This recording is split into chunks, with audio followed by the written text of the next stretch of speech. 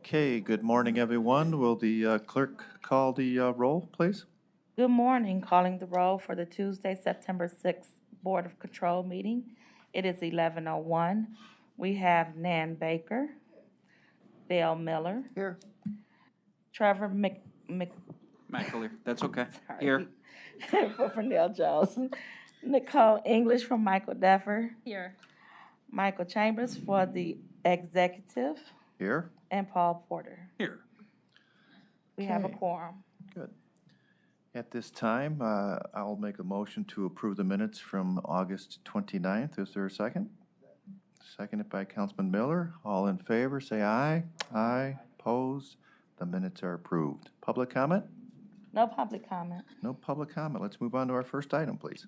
We have a tabled item, BC 2022-415, the Sheriff's Department submitting an amendment to agreement with the City of Bedford for the lease of the Bedford Heights Jail located at 5661 Perkins Road, Bedford Heights, for the operation of the county jail facilities for the period October 1st, 2017 through September 30th, 2027, for additional funds in the amount not to exceed $48,000. Good morning, Donna Cleo, Sheriff's Fiscal Manager. So this is the third amendment with the City of Bedford Heights. And what this amendment basically does is it helps the City of Bedford Heights pay for the transports of their inmates downtown. And the reason we're doing that is because we currently have a contract with the City of Bedford Heights that expires in 2027. And that is to run the Bedford Heights Jail. And part of that contract states that we are going to man the jail and staff it, and then we will allow the City of Bedford Heights to have 5 beds at all times. Well, since the Bedford Heights Jail is closed, of course, then they don't have their 5 beds. So now we give them 5 beds downtown, but they ran into a problem getting their inmates downtown. So that is what this $48,000 is for, because we have this agreement with them as opposed to having to open up the Bedford Jail again, because we just don't have the staffing and we don't have the need really at this time for the Bedford Heights Jail. Now, I'm not saying in the future we will not have that need. I know Sheriff Hammett is talking to his senior staff, and he's going to have discussions somewhere down the line with Bedford Heights on how we're going to move forward on this. But at this time, this is kind of an agreement to keep us from being in breach of contract with Bedford Heights, but at the same time not opening up the Bedford Heights Jail again. Okay, Donna, thank you. Other questions from the board? Councilman Miller. So this $48,000, for how long does this cover our obligation to Bedford Heights? This $48,000 is for 1 year with the City of Bedford Heights. That covers almost like, it's like part-time for a Bedford Heights police officer. And it's for 1 year. The only thing, if I'm not mistaken, because this thing was tabled, this amendment, I'm pretty sure does end at the end of this year, if I'm not mistaken. So, because again, we brought this forward several months ago, but it was tabled. So this would be until the end of this year. And I know, Sheriff Hammond is going to have discussions with Bedford Heights, but that's what it pays for 1 year at a time. And we're doing this on a 1 year at a time basis to see if a definitive decision can be made on what we're going to do with that jail. Understood. That makes sense. Okay, thank you. Mr. McAleer, please. Donna, you mentioned that we give Bedford Heights, or we set aside 5 beds at our jail for Bedford Heights? Correct. Bedford Heights does not pay us for those 5 beds because the deal was. That was my next question. Okay. Pardon me? That was my next question. Right, they don't pay us for those, we don't bill Bedford Heights, because we, in the lease agreement, we promised them 5 beds and we promised them we'd staff the jail. And once we closed that jail, they contacted us and, I mean, they didn't use strong language, but they basically said, hey, we have a contract till 2027, which gives us 5 beds and you're gonna staff it. So this was Chief Corey at the time come up with this agreement, which was something where all parties were in favor of, but now this is the 3rd time we're amending it. And again, Sheriff Hammett now being new, he's exploring how to move forward on this. But if we're gonna have these discussions, we have to have them soon, because if we do exercise an out clause, it's a 90-day. So, and this is till the end of the year, so we'll have to have those discussions with Bedford Heights very soon if they're gonna exercise the out clause or if they're gonna reopen it. But like Sheriff Hammett said, we can't even staff downtown at this time. But the county also has an out clause too, correct? That's what I'm saying. We have, Okay. we have an out clause. Now, in the Cleveland contract, that's entirely different. Even though the two were done in tandem, the Bedford Heights contract, there is an out clause for convenience. So we could get out of this if we wanted to. But again, we would, it says in there that we'd have to give them a 90-day notice. So if this goes to the end of the year, then we would have to start having those discussions by next month. And then, did we give the same arrangement with Euclid when we closed down? Did we house their inmates at no cost, or are they paying us to, or do we house Euclid inmates? No, yeah, I believe we've taken Euclid, but see, with Euclid, we got out of the contract. We actually terminated the contract, Correct. right? With this one, we're still in the contract, so we're not honoring our obligations at this time. And I know it was people that aren't here anymore, but and this was, I think, the big issue around when this was first on for approval some time back, though. Why was the determination made that we're going to terminate the Euclid contract, but then treat Bedford Heights differently? I mean, what was the rationale then? The rationale at the time, if you remember, the Euclid, I think we were staffing it, and it would house like 30 inmates, I thought. Supposedly, when we got Bedford Heights, I thought it was something like 200 beds. Then after some kind of analysis was done, it turned out it was like 130 beds, but still, it was a far cry from how many Euclid. So when you looked at staffing and how many inmates could go out there, it made sense to keep Bedford Heights open, but not to keep Euclid open. But we closed both, though. I mean, that's what I... Well, we closed both during COVID, because we got our ADP at the jail downtown down to 1,400. Now, it is ticking up there. We're at 1,720 today. Saw that, yeah. So yeah, we are starting to get up there, but at the time, there was no, and like I said, the big issue wasn't only just the ADP, but it was staffing, because there was a time we had something like 20 COs out at Bedford Heights and 20 inmates. It was like a 1-to-1 ratio, which is crazy. So we had a real bad staffing issue. And again, I know we're having staffing issues still downtown to this day.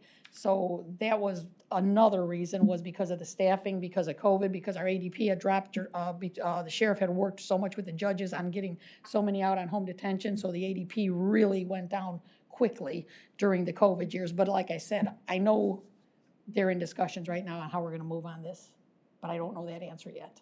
Can you follow up with us, please, when... Absolutely. If a decision's made, absolutely I will. I didn't realize that they weren't paying for the 5 beds that were... No. That are No. provided. And we're also helping them with the Do transports. they normally utilize 5 at a time? Do you know? I mean, do you know how many... How many, I don't, that answer I don't know. I can get it for you. Like, what was the average amount of Bedford Heights inmates at the Bedford Heights jail at the time? I can get you that answer, and I'll shoot you an email. Thank you. Sure. Any additional questions on the item? Seeing none.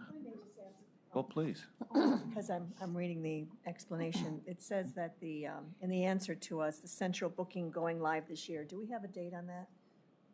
As a matter of fact, Sheriff Hammond, I spoke to him about this last week, and he said the goal is within the next 30 days. He said that's the goal. However, we have been known to be kind of aggressive in our goals, but he said this year for sure he's certain of it, but the goal is 30 days. Good to know. Yeah. Thank you. Okay, seeing no further questions, I will make a motion to approve. Is there a second? Second. Seconded by Councilman Miller. All in favor, say aye. Aye. Opposed? The item's approved. Next item. Thank you. Moving on to new items, the next item is BC 2022-508. Department of Public Works submitting an amendment to a contract with DLR Group Incorporated, doing business as DLR Group, Westlake Reed Lekowski, for programming services for the Justice Center Complex project for the period April 24th, 2019 through December 31st, 2021, to extend the time period to December 31st, 2023, to expand the scope of services, to include the coordination of third-party review of the jail and the coordination of the planning process regarding the potential to reduce the scope and construction project costs for the courts as part of the Justice Center, commencing upon contract signature of all parties, and for the additional funds in the amount not to exceed $343,880. Nicole English with Public Works. This is an amendment with our consultant that's been working on the Justice Center planning efforts. They've been stalled since last year when really they had finished their work on the jails, and the courts had come to a place where they had come up with a programming package which everybody kind of recognized as was a little bit too much and probably not realistic in what we would move forward with. So we kind of paused on the courts. We moved forward on the jail with our criteria architect. DLR had not really been doing any work for us. But the steering committee and the county executive has decided to try to move forward on some of the courts planning, which we want to re-engage DLR to kind of scale back the programming that came out of the work that's been done the last couple of years and get some realistic information on how we could move forward with the courts project. And something that maybe the county could afford.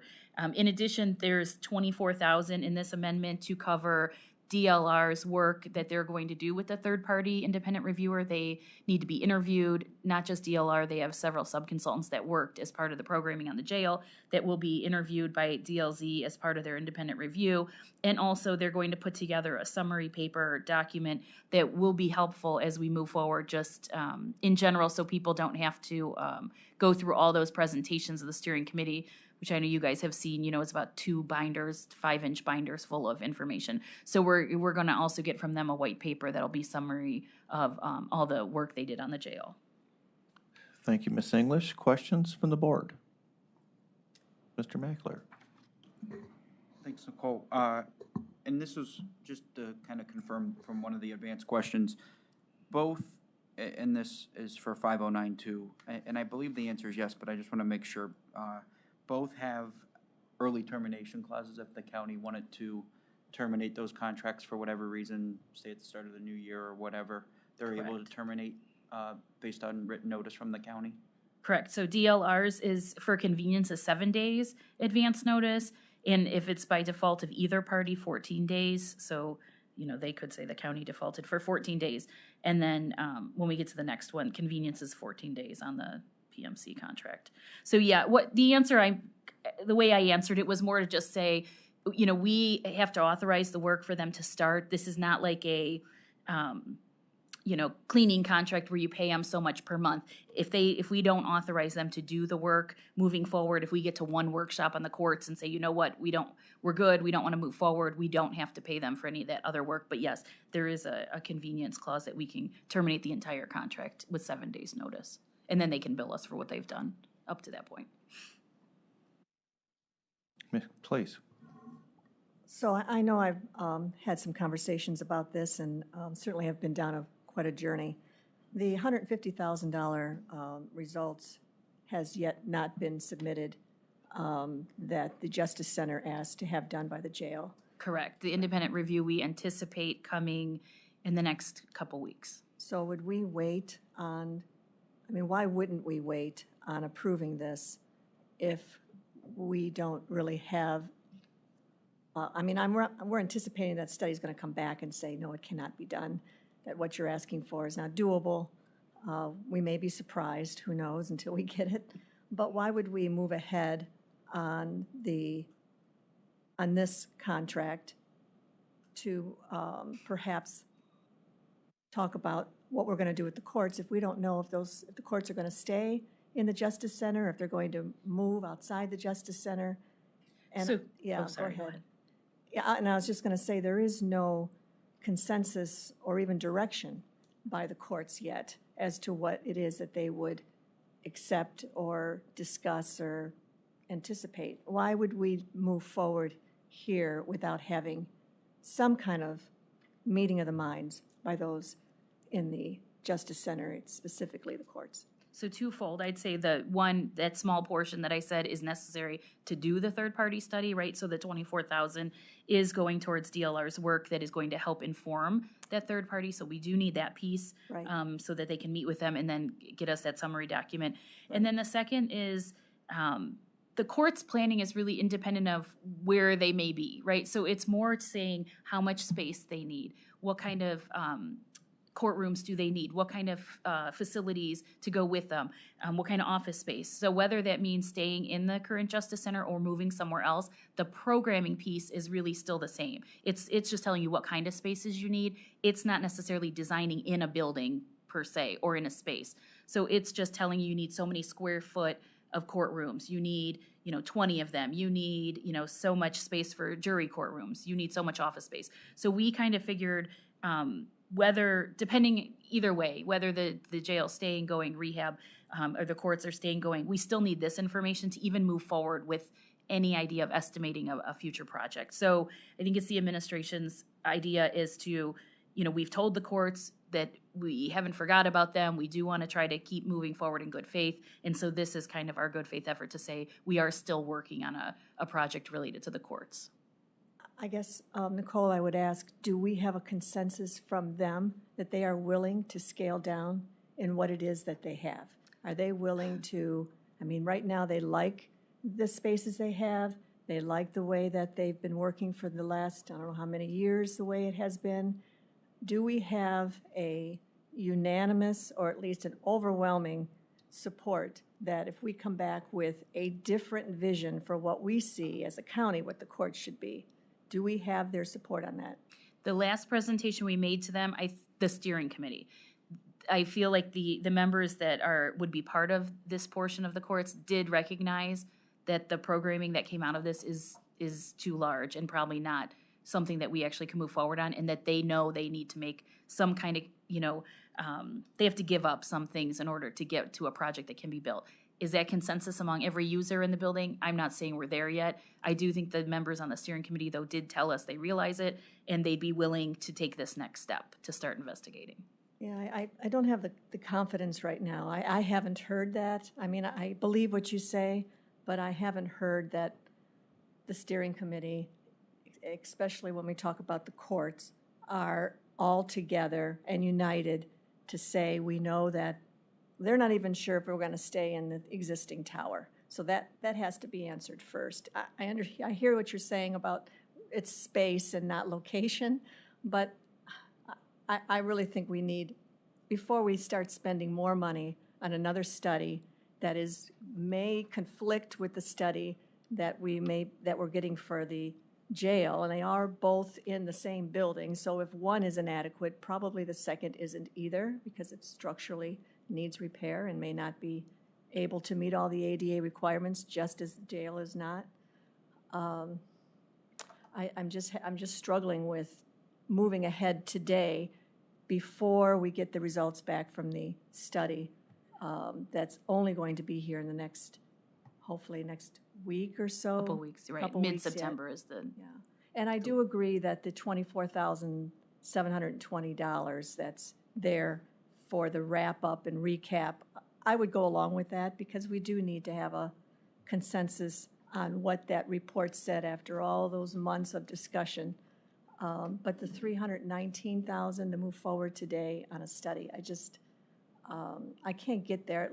If we had the results of the jail study, maybe we could all then, the realization then comes full circle that everyone is on the same page. We must leave that tower. But if we don't have that yet, I just think we're getting ahead of ourselves. And you haven't voted on 509 yet, but I have some concerns on that too. But I hear what you're saying. I honestly understand it. I just think if we can wait a couple of weeks so that we know what these results are, and then you have another steering committee meeting and those results are discussed, perhaps then you'll get a little bit more of input of, yes, we understand that, and now we have to really start thinking reality and not want.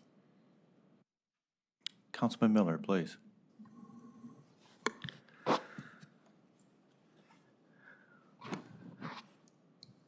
My opinion is that if you look at what happened with the Juvenile Justice Center, the process of getting the judges to accept to use reasonable and cost-effective use of spaces is a difficult and lengthy one, which was not successful in that case, and I hope will be successful in this case, but I would certainly not expect it to be achieved from the outset, and believe that it's a process, and for the our consultants to take another look at this and come up with a proposal for what would be a reasonable and cost-effective use of space, I think would be a step forward in the discussion process. And so, therefore, I'm willing to move this forward at this time. Thank you. Mr. Macular, please. Nicole, will DLR start working on will they start utilizing the 320 over the next couple weeks, or are you waiting for the independent study? I know there are two different projects, right? Because all of the remaining 320 is for work on the courts, not Correct. the jail. Yeah, I think we'll wait until we're looking to schedule a steering committee meeting sometime this month. And so the first thing that we have to get over is those couple questions that were still left on the table about the jail. So I don't think anybody's going to be willing to meet right away. But we do need to tell DLR to start dusting off the files and start looking at it. And there is some prep work to be done based on some ideas they have that could start minimizing space. So while there won't be a workshop, at some point over the next month, we might tell DLR to start, again, if everybody's on the same page, once we get through that steering committee meeting. So they will utilize some of the 320 over the next couple of weeks, just in terms of preparing to. If start. we authorize them to do that. I mean, I think there's still some conversations on when we authorize them to move forward. We definitely need them to meet with TLZ, or we can't get that third-party review done. But yeah, we can hold on that. You know, there's conversations I think that we've had with both council and the administration saying when is the right time to pull the trigger to start, and we could still work on that. Would it, to Councilwoman Baker's question, if 24 or whatever, that if you even need a little bit more, would that be something that you would be okay with, or are you requesting the full amount today? We are requesting the full amount. I mean, in case we're ready to go, I mean, this takes, several weeks to get an amendment through, to get it on the agenda, to get here to do that. So, I mean, we wanted to present this all as one item, just because we think it's better that we have it in our pocket to be ready to start whenever we're ready. I mean, if we wait and then we decide, okay, we're ready in 3 weeks, it's going to take me another 4 weeks to get this approved, to get an amendment, signed by them, get it in our system, get it on the board. So we are requesting the full amount. So I think just more for the record though, right? At this point though, you're only anticipating on utilizing the 24,000 for the work with DLR for now, DLZ, and then wait till the next steering committee before you authorize additional work? Correct. Okay. Any additional final questions from the board?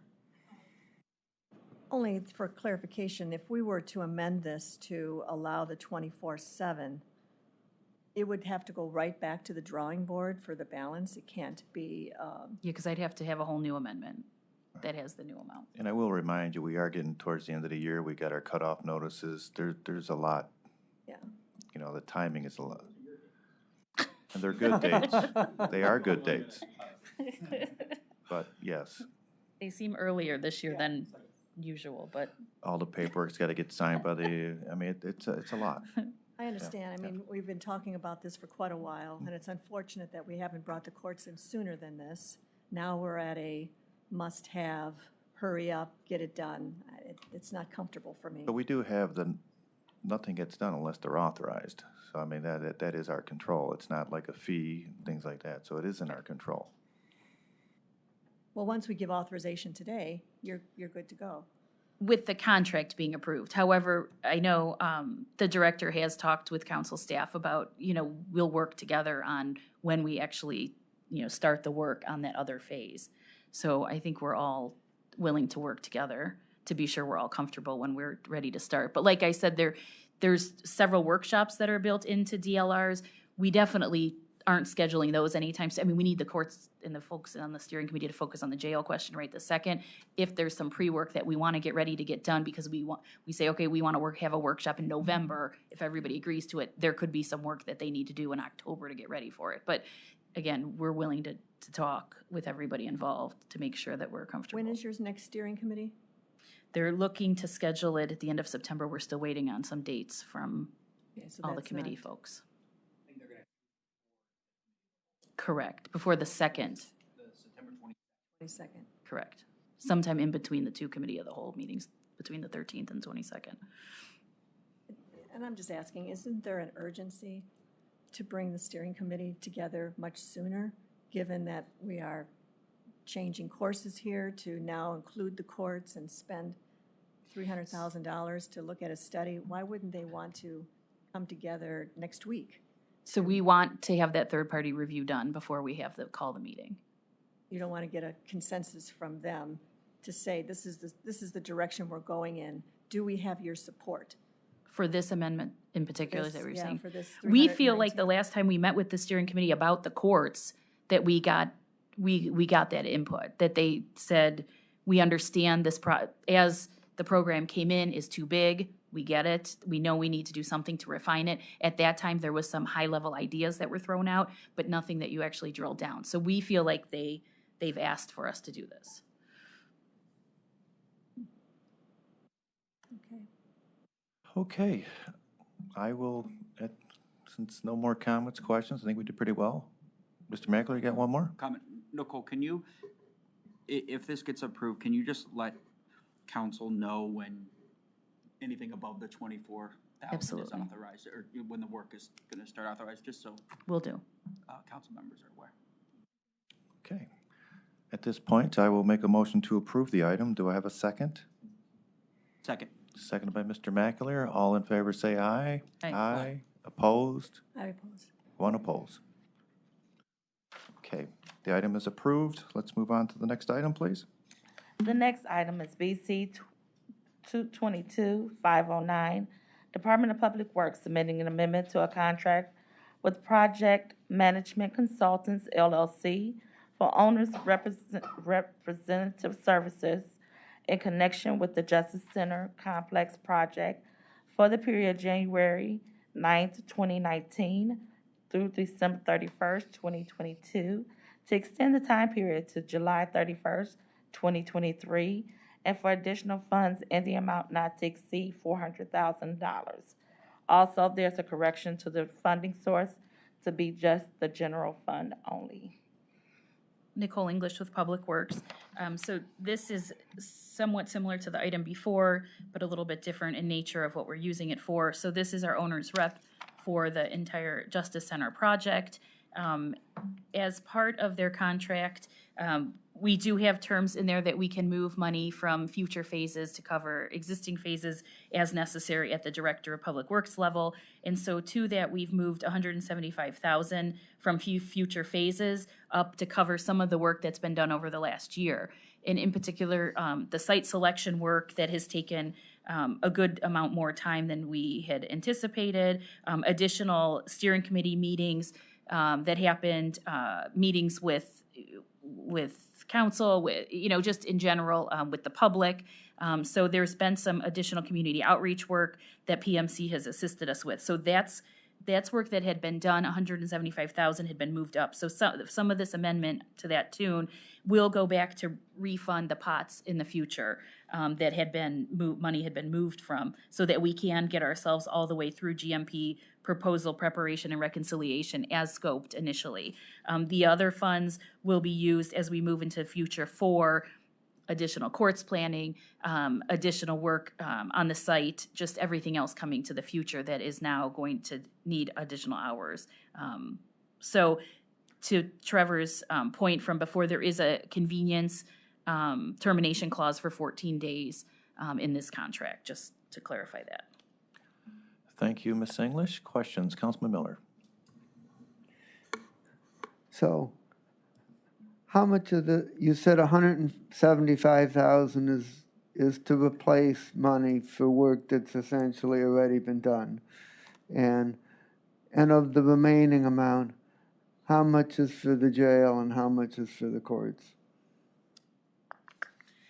So I'm not sure we have it exactly spelled that way. The jail and the courts. We are putting 100,000 in a contingency that could be used for either project. So that makes 275. There's 125 of that left. I'd have to get back to you on exactly how much is going to each phase, because right now it is shown as just one sum.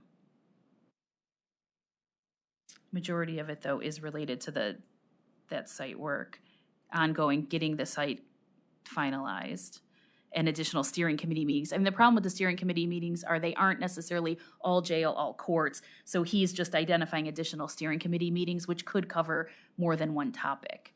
So I'd have to go back to PMC and say exactly could you divide a jail and court? I'm not sure he could on exact numbers, just because, again, it's kind of based on meetings. And so if there's steering committee meetings, that could cover both, but we could give you a better estimate. Okay, thank you. Please. So 225,000 is then left for future need, and probably that won't be enough if we move forward on this, and you'll be back for more, would that be fair to say? At least another 175,000? So that will get us, again, unless other things change, but for how we see the project progressing now, that gets us through the GMP on the jail. If we move forward with a design on the courts, that's not included in this phase right now. If we move forward beyond GMP and want the owner's rep to actually assist us during the rest of the construction, that's not included. But that's always been, we kind of set these paces, like the original contract was only set up to get us through the programming. Then once we said, yes, we are moving forward with the design, we went back to PMC and said, now we want you to keep going, give us the next piece of your proposal. So their contract is always set up in kind of phases.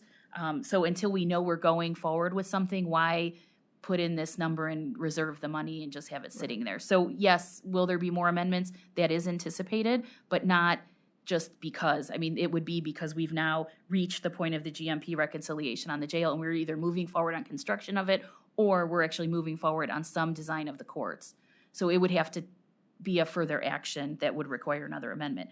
This, again, knock on wood, unless something dramatically changes, this amendment should get us all the way through GMP reconciliation on the jail and those additional court meetings that we're interested in having DLR perform.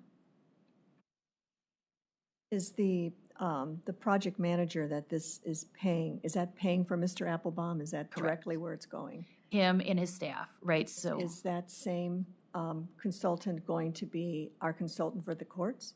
they were selected initially for the entire project when the we did the RFQ. Okay. Yes, So both jail and courts from the very beginning. that was how they were selected, right? And the money that was put aside for them was for both, and this money reflects for both. The programming was for both. That initial 800,000 was for both. The pre-construction money that was set aside was only for jail, because at the time we asked them to scope that, we were only moving forward with the jail project at that time. Right. So the money that's set aside right now is programming for both, and then the pre-construction for just the jail. And this timeline ends in 6 months. Am I right about that? From the end of this year to July 2023? Correct, it's extending it right till July, yes. Is there a reason why it's only going for 6 months? I mean, Because we feel like, based on our schedule, if everything still goes the same, the GMP reconciliation should be done around that time for the jail. for the jail, but not the Correct. courts. Right, because we said we'd have to come back again to amend their contract to do the court's work, yes. So we're kind of incrementally, their original contract was for certain dates, and then once we got to the next phase, we pushed it out based on that schedule. So we're just, every time we do an amendment, we're adding the money and the schedule that goes along with that phase. Will there come a time when because these are two major projects, 500 million for both maybe, when we actually separate the two and say, no longer are we contracting and putting all this money in one pot for two. This is what it's going to cost for the jail, and this is what it's going to cost for the courts. Is that- Definitely for design, right? We'll go back out on the street, because we selected, if you remember, HOK is our criteria architect for the jail. They were only selected for the jail. So definitely as design move forward, we'll put a new RFQ out for design of the courts. Now, the owner's rep was selected for the whole project because at the time we didn't know if it was staying together or not. Yeah. Now that it is separated, could we do something different? We could, which is why we're only, contracting in phases as we know things are actually moving. So it no need to contract for everything that could possibly be under the sun, reserve the money Right. in case it We doesn't don't really move know, forward. though, whether they're going to stay together or not. I mean, the results could come back from that study that we don't have yet that could say this is very doable and judges were right and we can stay in that tower. And if we did that, then so could the courts.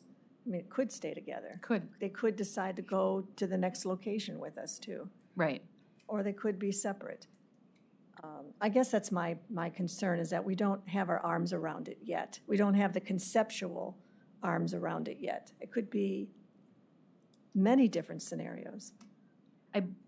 The administration believes we do know where we're going, right? That's why we're pursuing the site. That's why we're working on all these different items. The independent review kind of got thrown at us, and we are working through it. We'll see what comes back on that, but our direction is still the same as we were before, right? Because that's where we feel all the data has told us and the studies that we've done have said. Otherwise, we would have stopped pursuing the land site and everything else. So that's kind of how the administration is continuing to move. Again, could it throw a wrench in it? We'll see what the results come out. We do have to look at them, but, If this that's- is, we're told to keep moving, so we are. Right, I know you Keeping are, and I moving. know, I understand that you're told to keep moving. I get that. If the results come back from the independent study of the 2014 study that says this is very doable and we can do it, would the administration change? Don't know. See, that's part of not my issue my, there. out of Your my, pay I grade. certainly am not making that know. decision. But the good news is, like we said, there's termination clauses. Until we tell people to go, we can stop. So it's not like just authorizing this money means it's all spent tomorrow. Could it be shifting? And in the owner's rep, whether we stay or go, we still need an owner's rep to help us negotiate all the contracts, to work on the construction documents. I mean, there is still work for them either way. Yeah. It's just going to be a change in what they do.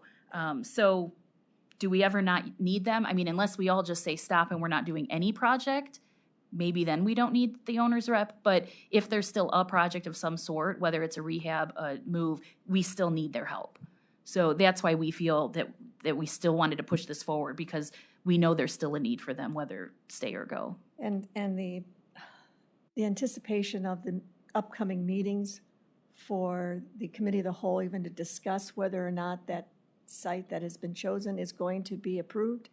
You don't think we need to wait until that too is settled, that we actually have a site that we are going to build on? I mean, that too is in question outside of the courts. Yeah, I mean, again, like I said, whether we go there, stay in place, I mean, we still need the owner's rep contract. So we don't see it as necessarily dependent. We need their help, actually, to be helping with those meetings. So that's why we've moved it forward. Okay, I get it. Thank you. Mr. Meckler? Nicole, I just wanted to confirm, right, even if the third party comes back and says you have to, or you should renovate, that makes more sense. We would still have an owner's rep on the project, right? We're Correct. utilizing these dollars if it's renovate or build new. Correct. Okay, and our bid when we selected PMC had Yeah, because we didn't know at the time. either one in there, right? Correct. So it wasn't like the services were just to build new. It Nope. was for either one, right? Yeah, it was for any project related to the Justice Center. Yep. And then with this $400,000 amendment, what's the total now for the PMC?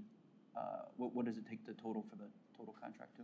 I believe 1470000. Okay. And the- 800, 1.27, and now we're adding 400. Okay. What is that amount? Is that one? 2470. 800 was the initial contract, 1.27 was the first amendment, and now we're adding 400. So it's 2,470,000 would bring this to. If that's different, just send out an email. No, that's You right. got it there? Yep. Okay, good. And then, have we paid out the 175 to PMC that we're refunding from future projects, or are they waiting on? Some of it. Yeah, some of it has been paid. We've paid total on the contract 1,372,683. That's how much we've paid to date. Okay, so there's, if this gets approved, there will be about 900,000 or so available for. For billing, yep. Okay. Correct. Are we caught up on all of our PMC invoices to be paid? We have paid them everything they've invoiced us for. Okay. Now, they have held on invoicing us, I think, for some services, waiting for this to happen, but we have paid them everything that they have invoiced us for. Correct. Thanks, Nicole. Just to follow up on that, so the 175,000 that we need to continue to pay them for expenses they've already given us, services, is there any more outside of that that you have not been billed yet? No, so the way it works is like we took, $65,000 out of what's called design development and GMP pricing set. So that's a future phase. Yeah. We moved it out. So they have billed us for that, Okay. that money. It's just now we're going to replenish that phase. There's no surprises? No, we've talked to them about, we wanted one amendment because it's easier to get it all done. And so they've told us this is all included. That's good. Okay, any final questions from the board? Move for approval by Mr. Mackler, seconded by Mr. Chambers. All in favor to approve, say aye. Aye. Aye. Opposed? The item is approved. Next item. Hold on. Oh, I apologize. We have one no. As amended. This was approved as amended with the funding source. Yep. Correct. Okay. Next item. Next item is BC 222-527, Department of Public Works, requesting approval of a settlement agreement for acquiring right-of-way in connection with reconstruction of Stearns Road from Shady Road to Bagley Road in Olmsted Township for the fair market value estimate of $181,748. Nicole English with Public Works. This is a right-of-way settlement. It is for fair market value, but because it's over $50,000 per county code section 10901, we come to Board of Control for approval for this. So at the intersection of Stearns and Bagley, we are purchasing property permanently and some temporary to do add turn lanes at the intersection. We are also doing a roadway construction project all the way from Bagley to Shady at the same time. You might recall at council before break, we did some appropriations on a couple parcels out there. This one was agreed to by the property owner. So we're taking about 9 parking spaces from them. There's an outbuilding, and then there's where Shaker IGA is, if you're familiar with that area, a bigger piece of the shopping center. So we're by the littler building that's closer to the corner, but we are taking out 9 of their parking spaces. There's 3 separate kind of businesses inside that little building right now. The one is vacant, but however, us taking the parking kind of puts it out of a retail use because they won't have the parking spots near that building. So the appraisal does a before appraisal and an after appraisal on the entire property, and that difference is the damages that we owe, which is the $181,748. This is being paid by Road and Bridge funding, and we do have some issue 1 funding on the project that if there is enough left over after construction, we may be able to recoup some of that for the property acquisition. Thank you, Nicole. Questions from the board on this item? Seeing no questions, I'll make a motion to approve. Do I have a second? Second by Councilman Miller. All in favor, say aye. Aye. Opposed? The item is approved. Next item. Next item, BC 2022-528, Department of Public Works requesting to amend a board approval which approved an award on a purchase order to Wadsworth Solutions for various water source heat pump connectors and parts by changing the not to exceed amount from $12,632.50 to a not to exceed amount of $15,793. Let Tom talk since you're tired of hearing me. I like to fall asleep. Good morning, Tom Pavich, Public Works. This item, we're requesting approval of a price adjustment to a previously approved purchase order with Wadsworth Solutions. This was a competitively bid purchase order for, I believe it was 5 heat pumps and kits for Courthouse Square, their replacements. We made the award to Wadsworth. We placed the order with Wadsworth. Unfortunately, there was a lengthy delay in the delivery of those materials. Within that time period, there was 2 different price increases by the manufacturer, which I believe was Carrier. Our purchase orders with Wadsworth, so Carrier increased the price to Wadsworth. Now we're requesting approval to make up that difference. We were hit with 2 different price increases from Carrier. This commodity in general has a 5 to 9% price increase year over year as it is, and a lot of it's driven by raw materials. You got 2 different steels, you got copper, nickel. There's other heating elements that goes into this, so there's got to cover that difference.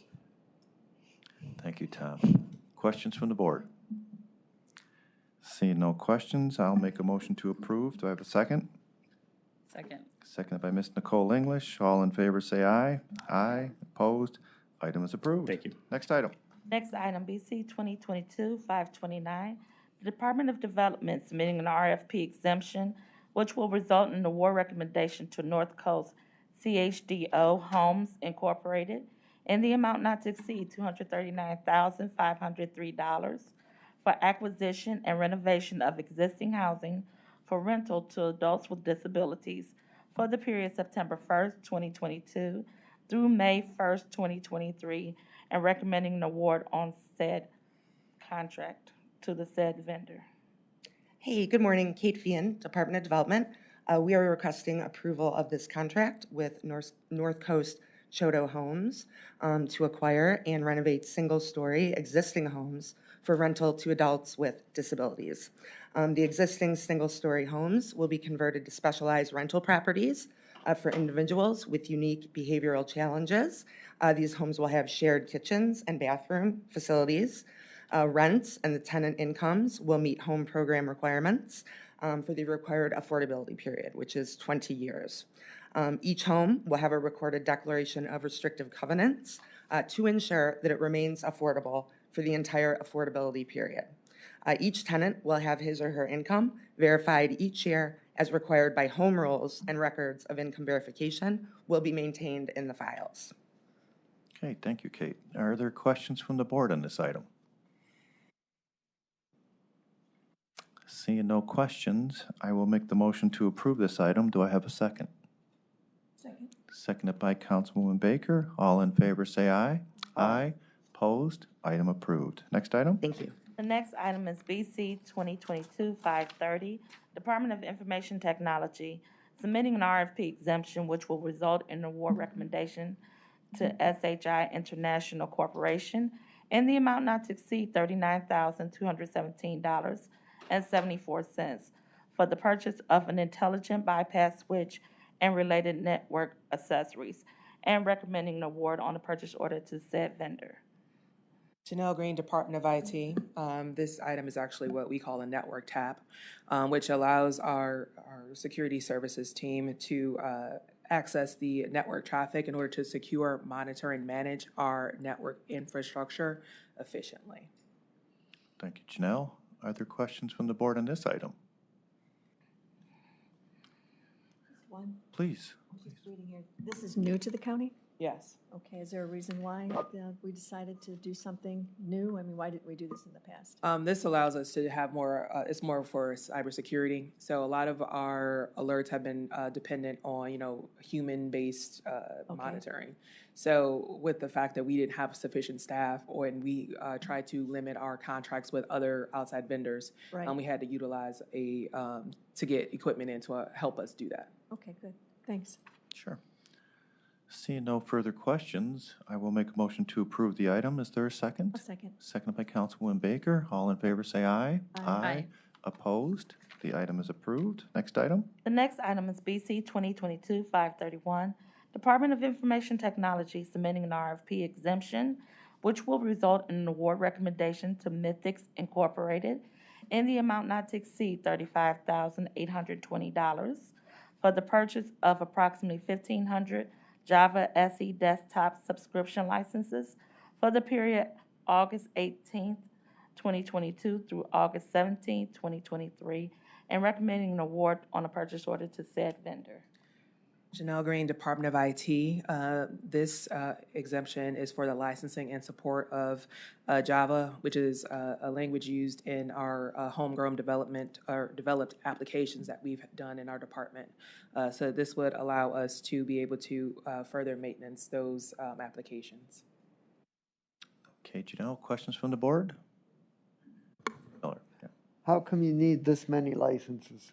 So those many licenses are based upon the users of those applications. So we need to make sure that the application can be opened on all of those devices. Additional questions, comments? Seeing none, I will make the motion to approve this item. Is there a second? Second. Seconded by Councilman Miller. All in favor, say aye. Aye. Opposed? The item is approved. Next item? Next item, BC 2022-532, Department of Information Technology recommending an award on a purchase order to Adorama Incorporated in the amount not to exceed $96,375 for upgrades to Absolute Laptop Management licenses commencing upon approval for a period of 3 years. Janelle Green, Department of IT. The Absolute software is something that we have been using for quite a number of years. This particular purchase is for the upgrade of the licenses that we have. We utilize Absolute to remotely manage and track devices. So again, this is upgrading the licenses to the premium level of licensing. And this allows us to have actually more functionality in the management of those devices on and off our network. Okay, Janelle, questions from the board?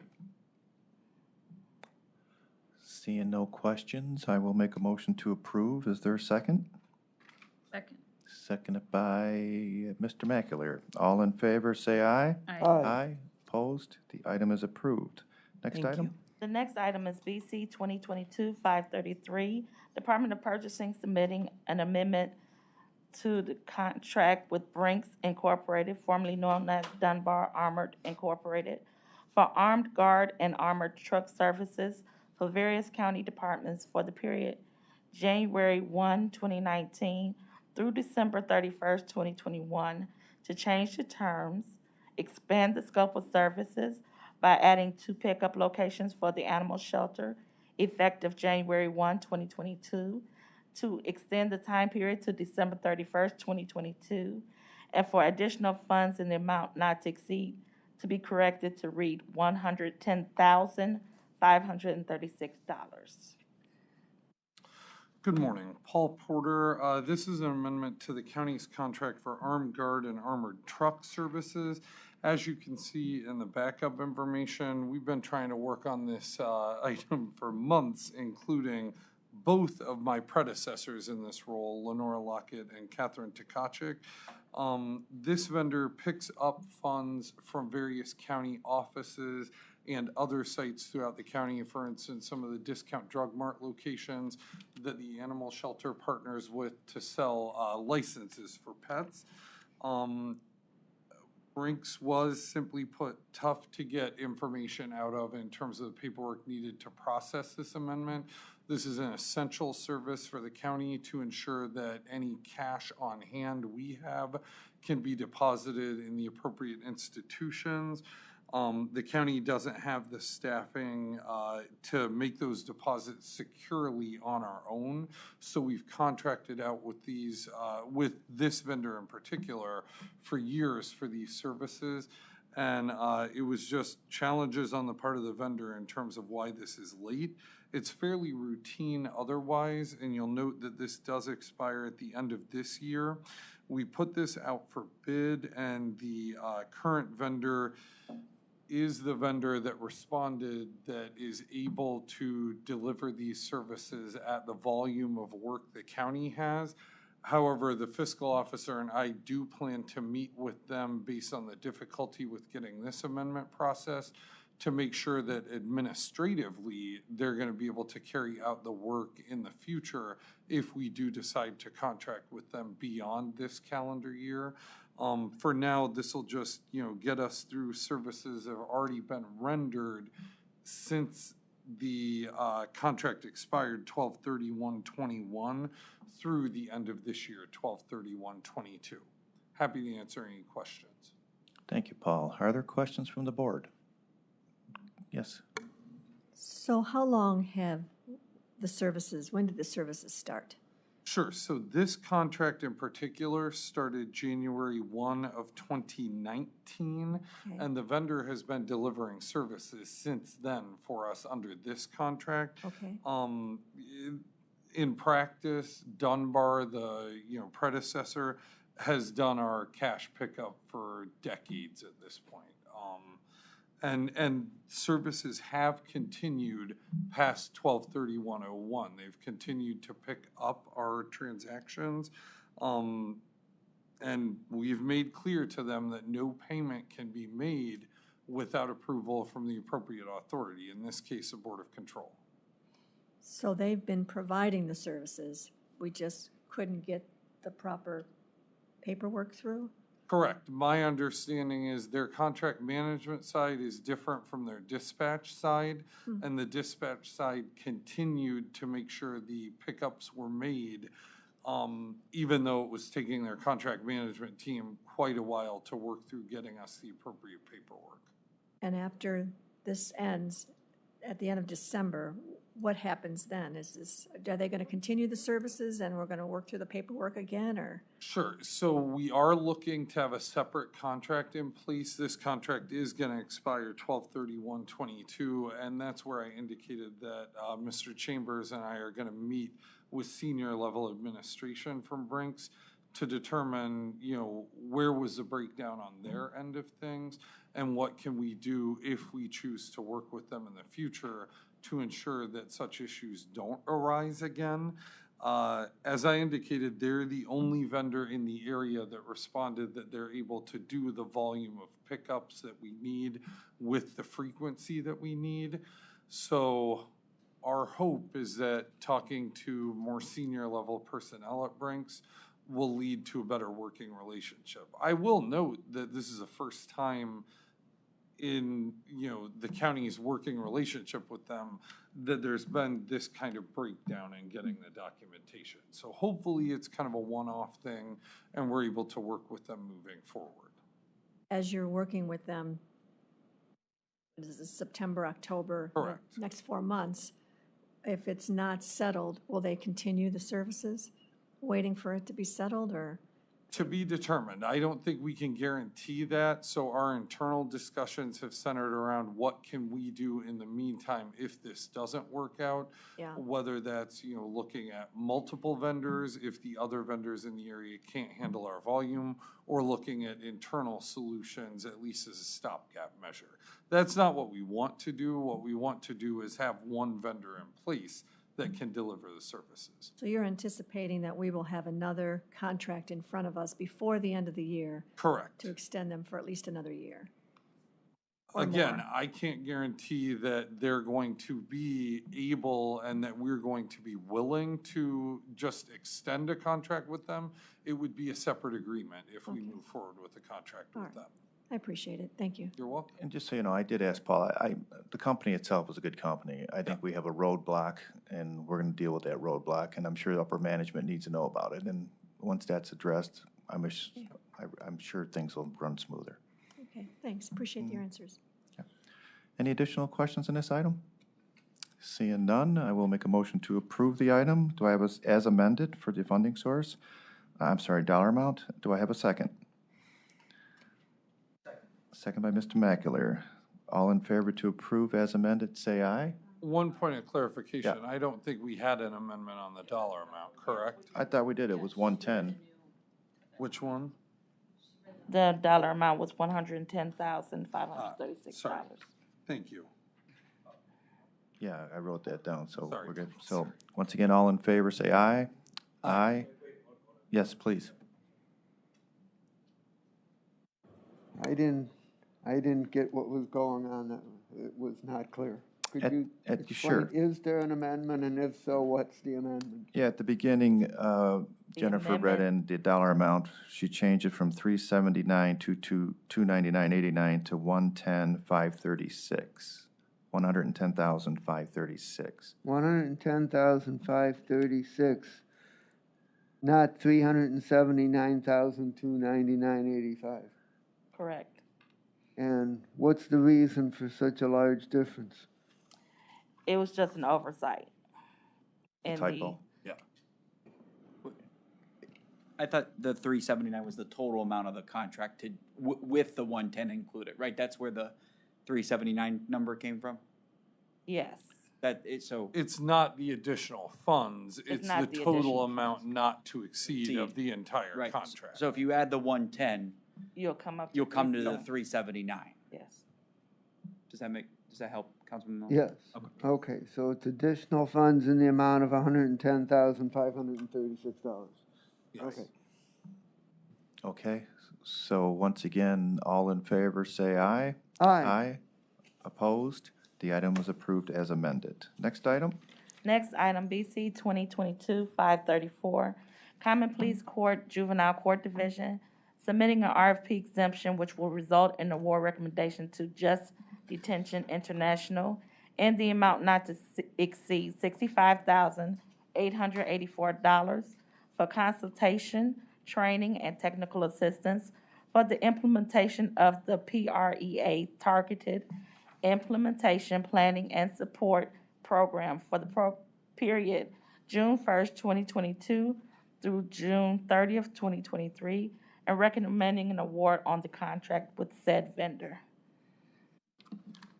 Tara Brown, Juvenile Court. This is a technical assistance and training contract for the implementation of the PREA-TIPS program. This is a late item. This service was previously contracted with another vendor. It was approved last year. However, I believe late March, early April, this vendor notified us that they could not continue to fulfill the terms of the contract. And since the vendors are they're identified by the grantor, they identified 2 additional vendors for us. We reached out for proposals and we had to start the contract process all over again. Okay, thank you. Are there questions from the board? Please. So this is a new service? It's not a new service, it's a new vendor. I'm reading the right one here on the backup. It says this project is new to the county. Project was originally planned for another vendor, so it's new because of another vendor? Correct. But the services are the same. Correct. So basically swapping out Yes. for the grant purpose, and the grant has approved it, grantor? Okay, great. Any additional questions from the board? Seeing none, I'll make the motion to approve the item. Is there a second? Second. Seconded by Mr. Mackler. All in favor, say aye. Aye. Opposed? The item's approved. Next item? Next item, BC 2022-535, the Sheriff's Department is submitting an RFP exemption, which will result in award recommendation to Cleveland Communications Incorporated in the amount not to exceed $20,000 for repair and maintenance services of Harris radios on an as-needed basis for approximately 95 law enforcement vehicles, and recommending a purchase order to said vendor. Also, the corrected funding source to be federal shared equity account via the Department of Justice. Chris Costin, Sheriff's Department. What this is we're going out to Cleveland Communications for a service agreement. Right now, we have about 95 vehicles, law enforcement vehicles that have Harris radios that we purchased through Cleveland Communications. And as time's been going on, we've been needing to get them repaired. So what this is as needs basis allows just go back to Cleveland Communications to repair these radios or replace them under this purchase order. Thank you, Chris. Questions from the board? Okay, seeing none, I will make the motion to approve the item. Is there a second? Seconded by Ms. Nicole English. All in favor, say aye. Aye. Opposed? The item is approved. Thank you. Moving on to exemptions. The next item is BC 2022-536, Department of Public Works requesting an alternative procurement process, which will result in award recommendations to a maximum of 3 county-eligible and Ohio Department of Transportation pre-qualified providers in the total amount not to exceed $1,500,000 for on-call heavy construction services on a task order basis, each in the amount not to exceed $300,000 for various road and bridge repairs for a period of 3 years. Nicole English with Public Works. So we did this a few years ago, and it has actually worked out pretty well. So we're asking for another alternative procurement approval. The way it worked is we put out an RFQ, we scored the contractors, and then entered into a master contract with them. And this is really for on-call work that exceeds what our road and bridge maintenance crews can do, or emergency work that needs to be done immediately if there's a slope failure, if guardrail got taken out, something that needs to happen quickly. And so this gave us a way to get to these contractors in a fairly quick manner. They do have to put in what we call a mini bid. And so once the contractors are on the master contract, if we have a task that comes up, we put it out to all of the contractors. They give us a mini bid if they choose. So they could choose not to mini bid if they're busy or they can't perform that work. And then we score those mini bids like an RFP where price is scored, but also, schedule is part of the scoring criteria because, it might be worth a few extra dollars if we need to get something done immediately, opposed to if there's something we can wait a little longer and pay less for. So we do evaluate those and then we award it based on that mini bid. So this is just the alternative procurement process. You will see at council, once we get through the RFQ process, the actual award of the contract. Thank you, Ms. English. Questions from the board? Yes. Councilman Miller. What is the advantage of having pre-qualified contractors and mini bids as opposed to whatever comes up, you just put out an RFP and see what all you get and choose somebody? Time, right? So our biggest concern is the time it takes, in order to put a bid out. Now the bid needs to be on the street for 60 days. And then you're taking them in and scoring them and getting them either to council or to board of control. So this is really supposed to be for items that can't wait, for that time. So it's more of a emergency, there's a sinkhole in a road out in the township and they want to fix it immediately.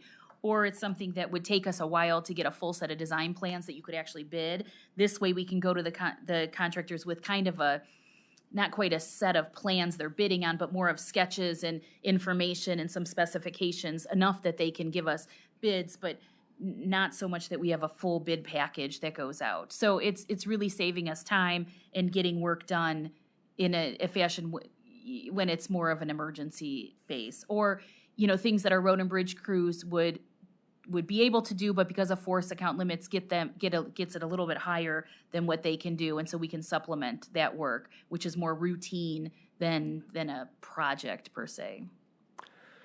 How would you respond to someone who might say that this is an end around the normal bidding process? I think we will put an RFQ out, so there is a procurement process that we're doing in order to select the vendors to start with. So it's almost like how we do our general engineering consultant contracts on the design side. It's kind of applying that same method. And then the fact that we have a mini bid, so that's controlling the cost. Because once you qualify them, at least we make them give us bids to be sure that we're getting decent costs for it. So I don't think we're avoiding the procurement process, because we are doing an RFQ and they have to respond, and we're scoring them that way. As far as the bidding process, they are bidding once they're on the contract. You're right, but it's not open. The bidding isn't open to everybody. It's only open to the people who are contained within the master contract. Additional questions from the board? I have a further question. Sure. It says a maximum of 3. Are we planning to get 3? This last time we did award to 3 contractors in the master. That is our plan, unless for some reason we only get 2 or responses. Yes. The idea would be to have at least 3. It gives us some competition. It gives us a variety to make sure they can, any item that comes up can be covered in some fashion. That is the idea. Why wouldn't we pre-qualify 5 or 6 so there's more competition? I guess we could change that amount to a few more if we wanted to. I think we were just thinking and evaluating the mini bids, you know, we didn't want it to get so difficult that you're scoring, but I mean, I don't see a problem with switching that number to 4 or 5 if that's what we want to do. If we have that, if they're qualified contractors that come in on the RFQ. I mean, if you think expanding it makes sense, we could look at adding 1 or 2. Open to that.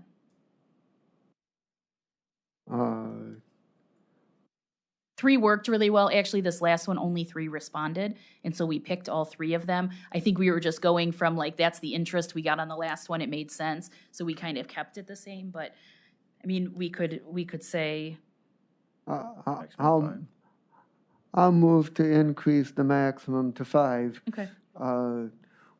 With the understanding that there's not an expectation you're going to go to 5. It depends on what you get. If you get 5 that you think are well qualified, you can go to 5. If not, you can use a little lower number. Sounds good to us. Additional questions? Please. Curious, how does the mission critical work with this? Mission critical is only up to 25,000. Historically, we do 24,999 for Okay. mission criticals. Okay. Yeah. So it's expanding the amount, you know, because, and we do, you know, if there's something small, you will see maybe some mission critical, but a lot of this is, you know, road construction, bridge construction, guardrail. We tend to exceed that 25,000 pretty easily. 300,000 certainly exceeds that. Correct. And Nicole, I know you've got up to 300,000 listed here. Do you have kind of a ballpark range of what these have been throughout the current period? Like, how much are you asking for each mini bid? Yeah, I could look back at the current one and give you kind of a spreadsheet. I want to say they were all, you know, around 100 to 150 was kind of the average of the tasks. I'm just thinking off the top of, I mean, I know we fixed some guardrail. I think there was a culvert that had some sinking that we had them go in line and a piece of a culvert. I think we striped a project that needed to get done, like roadway restriping that wasn't going to get done by fall by the contractor. So, I mean, there was some different random projects, but. And my observation is an example like that, where it's something that's not a huge construction project, but it needs to be done. Our informal process only goes up to $50,000. So, you know, it's kind of a donut hole between a big project that we would expect to do a formal bid on and something small enough that just an informal bid. I think this kind of threads the needle in terms of making sure there's some competition between vendors, but also addressing the business need to get this stuff done in a more timely fashion than some of our formal processes permit. In some of the smaller projects, we're just seeing people aren't interested to go through the amount of work it takes to put in a bid here is pretty, you know, it's lengthy. And so what they have to put together. And so we just weren't seeing, people just weren't competing for it. And so this at least gives us an ability to get to those $100,000, $200,000 projects that the contractors, they just don't want to bid that kind of work right now on our regular bidding, just because they've got other stuff going on, so. Is this something we have done in the past? Once, yes. So we did this one time, that lasted 3 years, I think. So I think it's coming up at the end of this year is when it's expiring. I don't know if you know, but I could go back and look. We have a current contract that we restarted this process knowing it's kind of coming to its end. So it's worked out really well. It was kind of an innovative thing that we met with Lenora and her team with years ago, and we worked through this alternative procurement. It's worked really well, and so our construction guys have asked us to put it back out. Okay, but it ends this year and begins then 1/1. Don't quote me on that. I think it's coming soon. I'm not sure if it's the end of the year exactly. I can find for you when the current contract ends. I'm thinking maybe it doesn't end it exactly this year, because I know they brought this out thinking they got to get moving on it, but not that it was some urgent we're going to be out of it. So it might go till the spring, but I'll get you a date on when the Don't current we contract usually ends. put that when something ends and one begins? Don't we usually say extending beyond this date? But it's not extending, so we're doing a new alternative procurement. Okay, So we're not approving anything, just the format I for the see. process. Correct. And you really didn't address the safety. A lot of this is to help with safety issues, right? Right. Sinkholes, even that road striping is a safety issue in the fall, so, yeah. Okay. But I'll still get you a list of what the current contract is. I'll even get you some of those tasks, just, it's all in the same information. Mike, just as a point of order, we do have a motion open for the amendment, and because we're not changing a typo, I would like to see a vote on the amendment and then a vote on the item if it is amended. Okay, thank you. So I will put the first item, I'll make a motion to amend this item from 3 to 5 eligible vendors, providers. Do I have a second? Seconded by Councilman Miller. All in favor, say aye. Aye. Opposed? We do have that approved to amend it. Now I'll make a motion to approve the item. Just one quick Yeah, question. yeah. When do we anticipate this coming to council? If this gets approved today, I think the RFQ is pretty much ready to go. We'll make these couple change here. And so it'll be out on the street for probably 60 days. It'll come in, it'll take us another month. So I would say right about the end of the year. Okay. First reading, maybe the beginning of next year. Okay, good. I have a motion to approve the item. Is there a second? You second it? Seconded by Councilman Miller. All in favor to approve the item, say aye. Aye. Aye.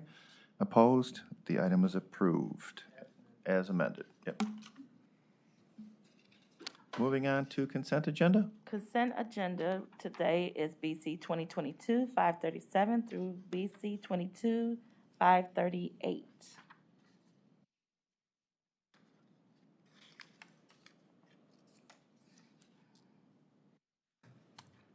Feel free to ask any questions on any of those items.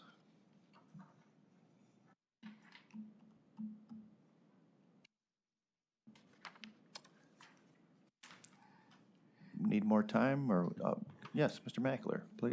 On the 538, the direct open market purchases, the portable restrooms for the Cleveland Browns games, is that for Huntington Park Garage? Yes. And we've included in the not to exceed amount some potential playoff games, so. Oh, that's a Let's waste hope. of, yeah, you won't need that. So we'll be giving back some money. Yes, but it should be the one-time cost for this season. And is that for anyone or just staff? No, anyone. It's Okay. it's Yeah, because so they don't. yes, otherwise they will go in the Yeah. garage and other places that you don't want them to go. It'll save So us there's money. tailgating that happens on that top of the garage and other things. So yeah, we have staff restrooms that are locked during the event. Okay, I will make a motion to approve today's consent agenda items as listed. Do I have a second? Second by Councilman Miller. All in favor, say aye. Aye. Opposed? Today's items are approved. Other business? No other business. Any public comment? No other public comments. I will make a motion to adjourn. Do I have a second? Second by Councilman Miller. All in favor to adjourn, say aye. Aye. Opposed? We are adjourned. Thank you.